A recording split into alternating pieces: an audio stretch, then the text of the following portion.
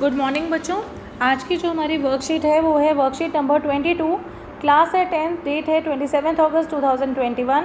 हम अम्ल क्षारक को लवण कर रहे हैं। आज भी जो फिजिकली भी बच्चे एनओसी लेकर आए थे, जो प्रेजेंट थे क्लास में, उनको हम लोगों ने रिपीट करा इसका कि अम्ल क्या होता है, उसके अंदर क्या उसकी कैरेक्टरिस्टिक्स होती हैं, क्षार क्या होता है, और अम्ल और क्षार को मिलाकर उदासीनीकरण प्रक्रिया से क्या बनता है, लवण तथा जल। ये हम लोग कर चुके हैं, तो उसी को आगे प्रोसीड करेंगे। अम्ल और क्षारक की शक्ति H+ आयनों और OH- आयनों की संख्या पर निर्भर करती है। मतलब अगर हाइड्रोजन आयन ज़्यादा है तो अम्ल स्ट्रॉन्ग होगा, और हाइड्रोक्सिल आयन जो हैं OH- आयन ज़्यादा हैं तो वो क्षार स्ट्रॉन्ग होगा। अधिक H+ आयनों को उत्पन्न करने वाले अम्ल को प्रबल अम्ल कहते हैं। जो ज़्यादा हाइड्रोजन आयन्स देता है उसको स्ट्रॉन्ग एसिड कहते हैं, प्रबल अम्ल कहते हैं। और कम हाइड्रोजन आयन उत्पन्न करने वाले अम्ल को हम दुर्बल अम्ल कहते हैं, या फिर क्या कहते हैं, वीक एसिड। किसी विलयन में हाइड्रोजन प्लस आयन की सांद्रता ज्ञात करने के लिए एक पैमाना विकसित किया गया। मैंने आपको क्लास में बताया था कि एक स्केल होता है जिसको कि हम pH स्केल कहते हैं। वो pH स्केल जो होता है उसकी जो न्यूट्रल होता है, उदासीन होता है, वो 7 होता है। 7 से लेकर जो 14 तक होता है वो क्षार होता है, और 7 से जो कम की साइड होता है वो अम्ल होता है। ये मैंने आपको क्लास में भी बताया था और प्रैक्टिकल्स में भी बताया था और आज भी बताया। ओके, इसको हम क्या कहते हैं, pH स्केल। pH स्केल जो होता है वह H+ आयन की शक्ति या H+ आयन की क्षमता का सूचक है। H+ आयन्स जो देखो जितने होंगे, ज़्यादा होंगे तो वो स्ट्रॉन्ग एसिड होगा। अब आप 1 से 4 में देखेंगे तो 1 से 4 में हमारा जो कलर आता है वो क्या आता है, लाल रंग आता है, तो इसका मतलब वो स्ट्रॉन्ग एसिड है। तो 5 या 6 के करीब जो आएगा वो क्या आएगा, हमारा वीक अम्ल हो जाएगा, दुर्बल अम्ल हो जाएगा। ठीक है, इसी तरह से जैसे जैसे कि हम लोग यहाँ से शारीरिक प्रकृति की तरफ बढ़ेंगे, मतलब यहाँ पे 14 तक जाएंगे तो उसकी जो क्षारीय क्षमता है वो ज़्यादा बढ़ेगी।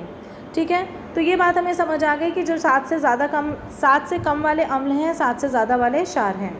उदासीन विलयन का pH 7 होता है। pH स्केल पर 7 से कम मान एक अम्लीय विलयन को दर्शाता है। pH का मान 7 से 14 तक बढ़ता है। वह OH आयन की सांद्रता में वृद्धि को दिखाता है, अर्थात क्षारक की शक्ति में वृद्धि बताता है।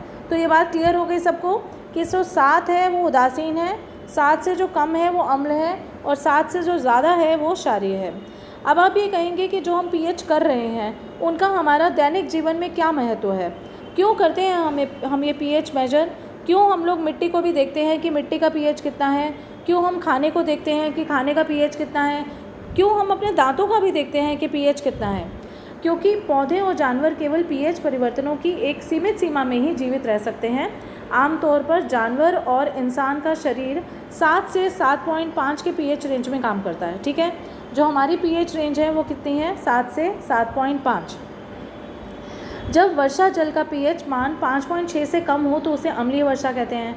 ठीक है ना। अम्लीय वर्षा क्या होती है, जैसे सपोज़ हमारी जो एटमॉस्फेयर है उसमें SO2 गैस है, अगर ये पानी के साथ मिल जाएगा तो ये सल्फ्यूरस एसिड बना देती है। अब जब वो हमारी खेतों में, हमारे पौधों के ऊपर गिरती है तो उसको नुकसान पहुंचाती है, जीवों को भी नुकसान पहुंचाती है, तो इसको हम अम्लीय वर्षा कहते हैं। इसके अलावा जब हमारे पेट का pH मान कम हो जाता है तो हमें एसिडिटी हो जाती है। क्यों, 7 से कम होगा pH का मान तो हम अम्लीय हो जाएगी ना हमारा स्टमक, जिसकी वजह से हम लोगों को एसिडिटी होती है, हम इनो खाते हैं, मतलब इनो पीते हैं। जब हमारे मुंह का pH मान कम हो जाता है तो दांतों में कीड़ा लग जाता है, सड़ जाते हैं। ठीक है, मिट्टी का pH मान जो है वो परिवर्तन होता है तो वो बंजर हो जाती है। ठीक है जी, तो इसलिए pH इंपॉर्टेंट है, क्योंकि अगर ये चीज़ें ख़राब हो गई तो हम सबको दिक्कत है। अगर अभ्यास में देखेंगे, आपके पास A और B 2 विलयन है। विलयन A का pH 6 है और विलयन B का pH 8 है।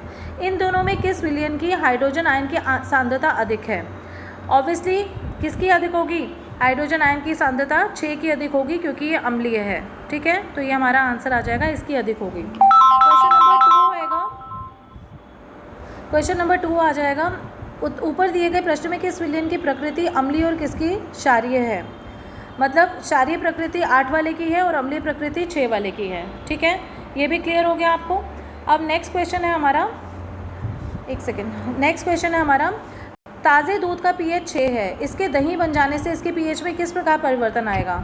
देखो, ताज़े दूध का pH 6 है, ठीक है, अगर इसको हम दही बना देंगे तो इसका pH जो है 6 से कम हो जाएगा। क्योंकि ये और अधिक अम्लीय हो जाएगा। तो आप क्या लिखेंगे कि जब वो दही बनेगी तो इसका pH 6 से और कम हो जाएगा। नेक्स्ट क्वेश्चन हमारा, शुद्ध जल का pH 7 है, इसकी प्रकृति क्या होगी? तो शुद्ध जल की प्रकृति क्या होगी? उदासीन। कैसी होगी? उदासीन।